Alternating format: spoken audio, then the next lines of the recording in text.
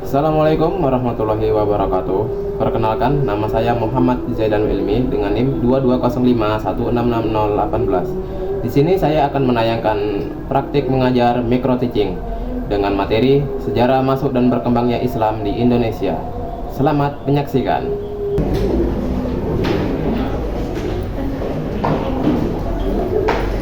Assalamualaikum semuanya, selamat pagi. Baik, sebelum kita mulai pelajaran hari ini, alangkah baiknya kita berdoa dulu untuk ketua kelas, Mas Ridho. Silakan Pak. Teman-teman, sebelum memulai pelajaran, mari kita berdoa untuk tambahan dan percaya nasib. Berdoa dimulai. Berdoa dimulai. Oke, terima kasih Mas Ridho. Untuk hari ini ada yang nggak hadir? Hadir semua. Hadir semua. Oke, sebelum itu Bapak absen dulu ya.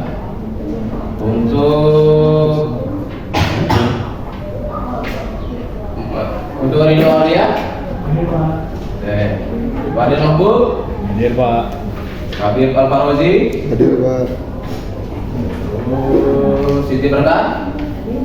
Oke, semuanya hadir semua ya hari ini ya. Baik. Oke. Minggu lalu ada yang tahu kita belajar apa? Ya. Lupa. Oke, lupa ya kan. Tuh, habis pelajaran siapa tadi itu? Udah dihapus. Oh, iya, lupa. Iya. Untuk pelajaran hari ini kita akan membahas tentang sejarah masuk dan berkembangnya Islam di Indonesia. Ada yang tahu kapan Indonesia? Kapan masuknya Islam ke Indonesia? Ada yang tahu? Pada abad berapa? Oh, terima kasih Cici. Baik. Oke.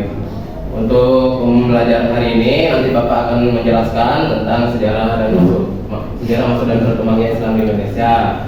Setelah itu nanti ada tugas kelompok ya, dibagi jadi 4 kelompok.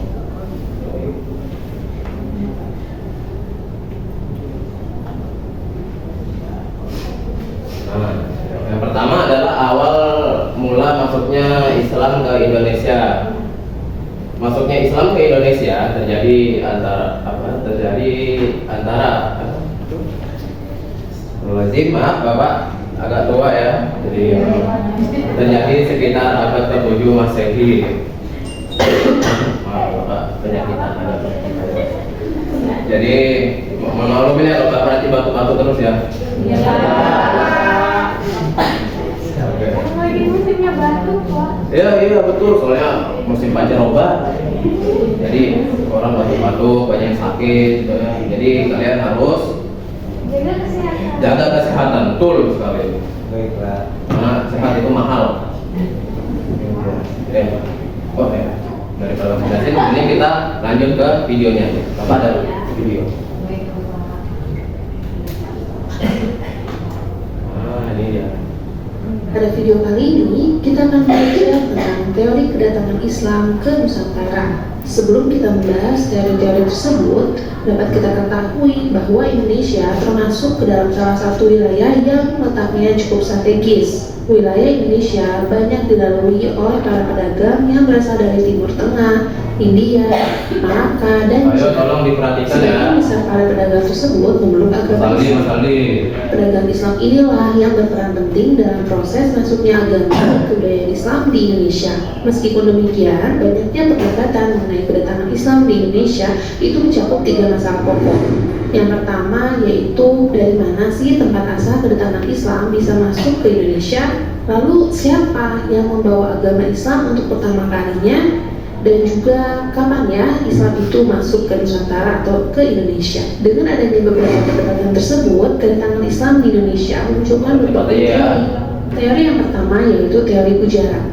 Gujarat merupakan wilayah yang kini termasuk bagian dari negara India. Teori Gujarat menjelaskan bahwa Islam masuk Indonesia itu pada abad ke-13 Masehi dan dibawa oleh para pedagang dari Gujarat atau dari India. Teori Gujarat pertama kali dicetuskan oleh J. Pitchneval. Menurut J. Pitchneval, orang-orang atau para pedagang dari India telah memeluk agama Islam dan kemudian mereka berdagang di Indonesia dan secara tidak langsung mereka yang menyebarkan agama Islam ke Indonesia. Teori ini didasarkan pada dua bukti sebagai berikut. Yang pertama, corak batu nisan makam Sultan Malik Al-Saleh dan Maulana Malik Ibrahim memiliki kemiripan dengan corak nisan yang ada di Gujarat. Sultan Malik Al-Saleh merupakan sultan dari Kerajaan Samudra Pasai yang ada di daerah Sumatera. Yang kedua yaitu seperti yang kita ketahui, hubungan dagang antara masyarakat Indonesia dan India telah berjalan cukup lama dan berlangsung cukup baik. Dari adanya dua teori tersebut, maka lahirlah teori Gujarat. Walaupun teori Gujarat memiliki cukup bukti, tetapi banyak ilmuwan atau sejarawan juga menyanggah teori Gujarat ini. Kelemahan dari teori Gujarat yang pertama yaitu para pedagang India lah yang pertama kali menyebarkan agama Islam. Dan apakah betul agama Islam dibawa oleh para pedagang India hanya karena kemiripan dari batu nisannya saja? Kemudian yang kedua, pada abad ke-7 sampai dengan abad ke-13 Masehi, umat Hindu dan Buddha Hi. Persia sendiri, Persia mengatakan bahwa masih kuat di wilayah tersebut, maka muncullah teori yang para pedagang dari Persia Hi. Persia sendiri merupakan wilayah bagian dari negara Irak. Para pedagang dari Persia inilah yang pertama kali menyebarkan agama Islam menurut teori Persia. Teori Persia juga didukung oleh beberapa bukti. Bukti yang pertama yaitu adanya kesamaan budaya antara budaya yang berkembang di Nusantara dengan budaya yang ada di Persia. Kebudayaan ini yaitu adanya kesamaan dalam memperingati 10 Muharram atau Asyura. Hal ini serupa dengan tradisi Tawud di Bengkulu dan tradisi Tawid di Sumatera Barat. Selain itu, adanya penyerapan dan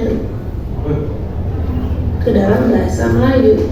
Meskipun memiliki beberapa kelebihan, namun ada sebagian ahli yang masih meragukan bukti-bukti terkait masuknya Islam dari Persia India.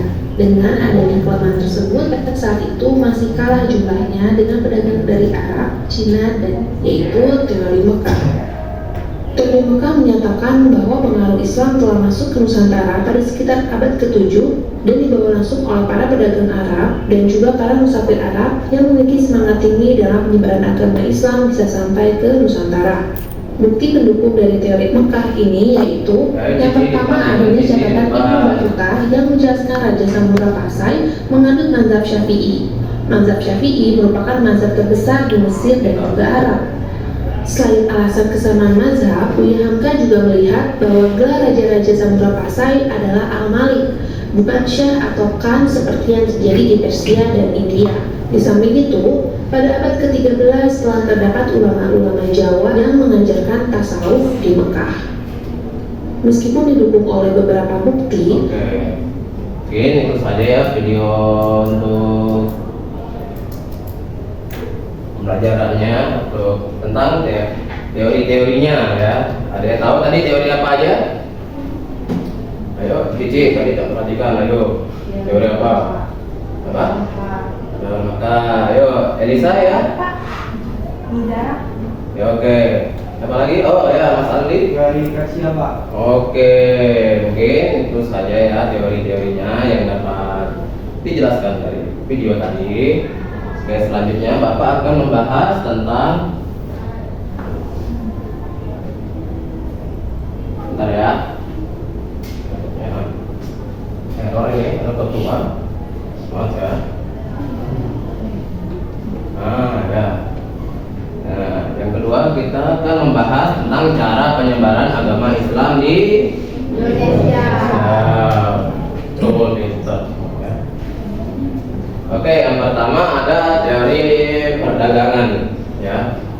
Apa cara penyebarannya? Yaitu dengan perdagangan. Kenapa perdagangan? Tahu? Ada? Mungkin Pak karena untuk apa ya, ekonomi gitu Pak. Di Nusantara kan mungkin banyak yang kurang gitu. Betul. Teori itu dengan cara perdagangan tadi sebenarnya dengan masuk dengan teori-teori yang sebelumnya tadi, karena banyak apa tadi ya, para pendatang yang beragama Islam untuk datang dan berdagang di Indonesia. Gimana? Mungkin ada yang bertanya, gimana sih Pak caranya biar perdagangan ini bisa membawa masyarakatnya ke agama Islam? Awalnya mungkin agamanya Hindu, Buddha ya, mungkin ya. Ya itu karena masyarakat yang berdagang ini memiliki etika yang baik, yang dimana masyarakat melihat para pedagang ini, Bapak agak sedikit maaf ya, tolong ya,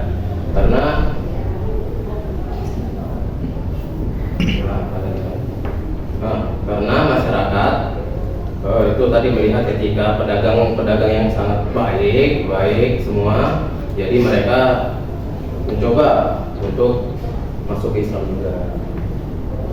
Ya, maaf kalau Bapak ada salah ya, tolong dikoreksi nanti. Oke, selanjutnya ada pernikahan.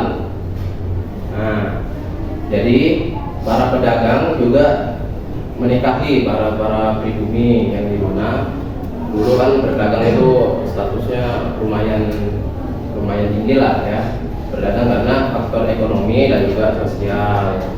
Yang ketiga ada faktor dengan cara pendidikan, yang dimana pendidikan ini dimulai di pesantren atau di surau-surau. Ya, terus yang bisa dibilang wali songo ya. Oke, mungkin itu saja. Selanjutnya adalah kerajaan Islam di Indonesia. Nah, tapi Bapak di sini tidak menjelaskan ini untuk tugas kalian, tugas kelompok. Oke, Bapak nanti bagi jadi 4 kelompok. Yang pertama kelompok 1, kelompok 2, kelompok 3, dan kelompok 4.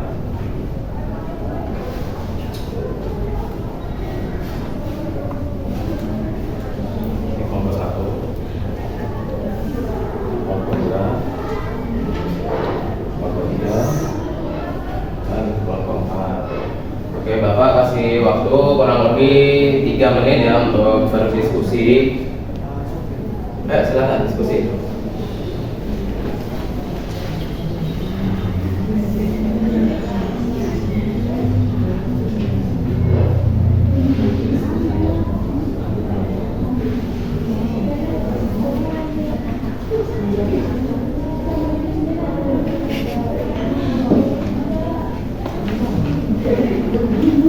Ini kelompok ini kenapa nggak diskusi? Diskusi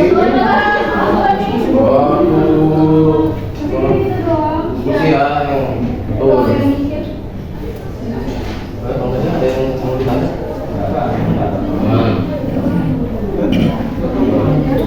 Oke, waktunya sudah habis. Jadi perwakilan 1 orang untuk maju ke depan.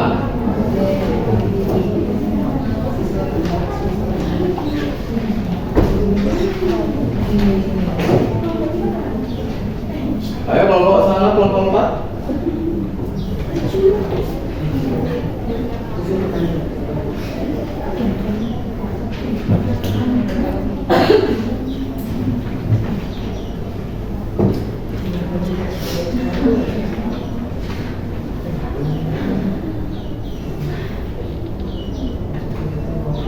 Ayo yang lain diperhatikan ya, temannya di depan. Ayo mulai kelompok 1.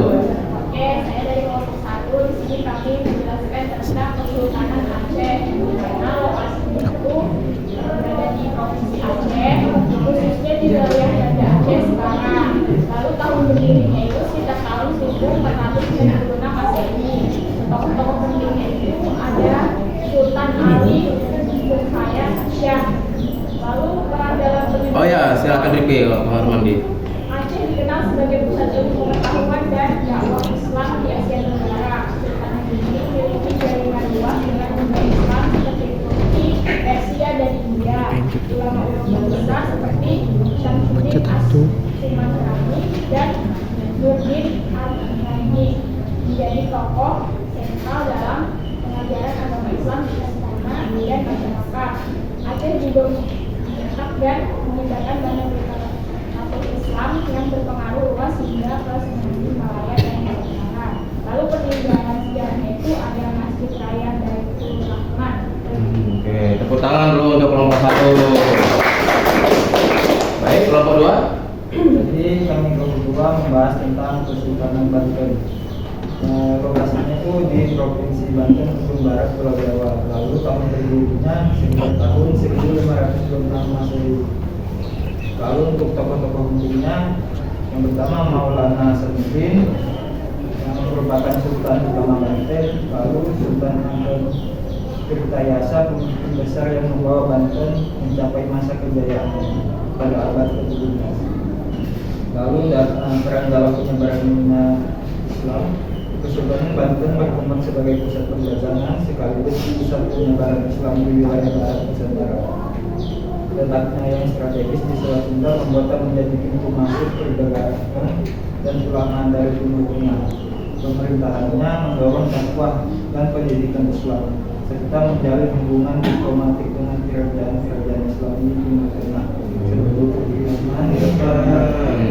Banten juga dikenal sebagai kerajaan yang menolak keras kolonialisme Belanda. Lalu untuk peninggalan sejarahnya, yaitu yang pertama Masjid Agung Banten, yang kedua Keraton Surawosowan, yang ketiga Benteng Belwijik, lalu yang terakhir Meriam Kiamat. Oke, beri tepuk tangan untuk kelompok 2. Lanjut kelompok 3. Kami dari kelompok 3 membahas tentang Kesultanan Demak. Lokasinya berada di Provinsi Jawa Tengah, sekitar Kota Demak. Tahun berdirinya sekitar tahun 1475 Masehi. Kemudian tokoh-tokoh pentingnya yang pertama adalah Ali Pasha, yaitu pendiri dan sultan pertama Kesultanan Demak, putra Raja Majapahit yang masuk Islam. Yang kedua adalah Adipati Ulus atau Pangeran Sabranglor, sultan kedua yang terkenal karena ekspedisinya ke Malaka melawan Portugis. Yang ketiga ada Sunan Kalijaga, yang keempat yang Kudus, tokoh Lali Songo yang sangat berpengaruh dalam penyebaran Islam di Jawa. Kemudian peran dalam penyebaran Islam. Kesultanan Demak merupakan kerajaan Islam pertama di Pulau Jawa, berdiri di masa transisi dari keruntuhan Majapahit. Demak menjadi pusat penyebaran Islam di Jawa dengan dukungan besar dari para Wali Songo. Islam disebarkan secara damai melalui budaya lokal seperti wayang, tembang, dan seni ukir. Selain berdakwah, Demak juga aktif secara militer melawan penjajahan Portugis di Malaka dan menyebarkan pengaruhnya ke seluruh Jawa dan luar Jawa. Kemudian peninggalan sejarahnya yang pertama adalah Masjid Agung Demak, dibangun oleh Wali Songo terkenal dengan tiang saka bulu dan arsitektur khas Jawa. Kemudian ada pintu berbeda, yaitu masjid dengan ukiran yang menggambarkan perpaduan budaya Islam dan India. Dan yang terakhir ada makam Raden Patah dan para wali di sekitar kawasan masjid ini. Oke, terima kasih. Beri tepuk tangan untuk kelompok 3. Oke, kelompok 4. Kelompok 4 tentang Kerajaan Samudra Pasai. Lokasinya sendiri itu terletak di daerah Lok Sewumawe, Aceh Utara, Provinsi Aceh sekarang. Tahun berdirinya sekitar tahun 1267 Masehi. Tokoh-tokoh penting yang pertama itu ada Sultan Malik Al-Saleh yang merupakan pendiri dan raja pertama dari Samudra Pasai. Lalu yang kedua ada Sultan Muhammad Malik Az-Zakir, yaitu putra dari Malik Al-Saleh yang melanjutkan kekuasaan dan memperkuat posisi Samudra Pasai pada saat itu. Lalu untuk peran dalam penyebaran Islam, Samudra Pasai ini menjadi kerajaan Islam pertama di Indonesia yang memiliki sistem pemerintahan mencorak Islam. Letaknya strategis di dalam perdagangan internasional menjadikannya sebagai pusat perdagangan dan penyebaran agama Islam. Para ulama, saudagar yang melaut dari arah Persia dan Gujarat kerap berlabuh di pelabuhan dan menyebarkan ajaran Islam kepada masyarakat setempat. Oke, beri tepuk tangan. Belum? Oh, maaf ya. Lalu untuk peninggalannya sendiri, yang pertama itu ada kompleks makam Sultan Malik Al-Saleh dengan batu nisan yang bertuliskan kaligrafi Arab. Terus yang kedua ada koin-koin emas yang bertuliskan huruf Arab, dan yang terakhir ada beberapa manuskrip dan catatan sejarah Islam awal di Asia Tenggara. Beri tepuk tangan untuk kelompok 4. Kembali lagi ke tempat duduk yang masing-masing. Terima kasih ya.